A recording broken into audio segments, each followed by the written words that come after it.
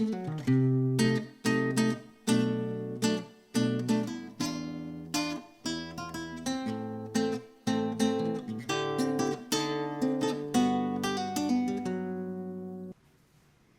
galera, tudo bem?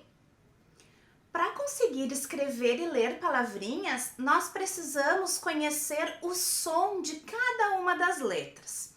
Hoje eu trouxe para vocês a consoante D. Cada letra tem um nome e cada letra faz um som.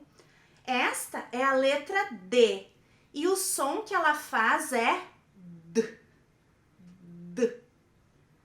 Vocês podem tentar fazer em casa, até de repente vão na frente do espelho e observem a boquinha de vocês. D, D. Se eu juntar o som da letra D com o som da letra A, eu vou fazer dá, dá. Se eu juntar o som da letra D com a letra E, eu vou fazer D, D. Juntando o som da letra D com a letra I, eu vou fazer di, di.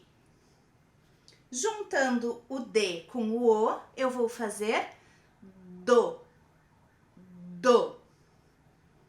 Juntando o som da letra D com a letra U, eu vou fazer du, du. A letra D sozinha faz D, D. Até mais!